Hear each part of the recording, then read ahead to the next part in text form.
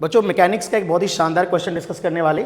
एक one dimensional conservative field है जिसमें पोटेंशियल एनर्जी का फंक्शन हमें दिया है और एक पार्टिकल का मास 2 किलोग्राम है और इस पार्टिकल को x = 10 पे t = 0 पे रेस्ट से छोड़ा है और पार्टिकल की position as a function of time लिखनी है।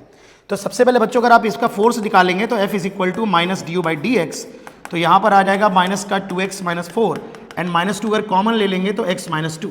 तो जैसे आप इस क्वेश्चन को देखते हैं तो आपको ये SHM की इक्वेशन याद आनी चाहिए, F = k × x - x1। तो ये SHM की इक्वेशन है फोर्स की, जहां पर k फोर्स कांस्टेंट और x = x1 पे मीन पोजीशन है, शिफ्टेड मीन पोजीशन है बच्चों। तो यहाँ मीन पोजीशन x = 2 पर आ जाएगा और k की वैल्यू हो जाएगी। तो ये पार्टिकल सिंपल हार्मोनिक मोशन करेगा जिसकी एंगुलर फ्रिक्वेंसी होती है √k/m। तो k की वैल्यू कितनी है बेटा, 2 है और मास देखिए 2 किलोग्राम दिया है, तो ओमेगा की वैल्यू 1 होगी।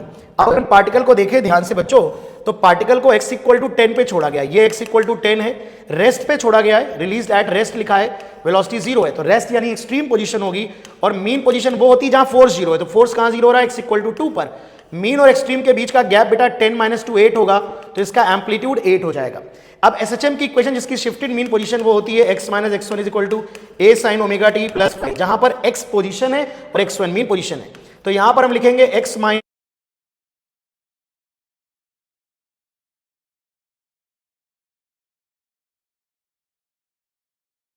ये राइट एक्सट्रीम है। यहां पर अगर मैं sin ωt + phi के हिसाब से बोलूंगा तो फेस क्या होता है, π/2। तो t = 0 पर चूंकि पार्टिकल ने यहां से स्टार्ट किया है तो ये पूरा फेस होता है, बट t = 0 डालोगे तो फेस phi होगा और राइट एक्सट्रीम पर फेस π/2 होता है, यानी इस phi की जगह π/2 लिख सकते हैं। तो x = 2 + 8 sin ωt यानी t + π/2, तो चाहो तो cos में लिख लो, it is 2 + 8 cos t। This is the position of the particle as a function of time.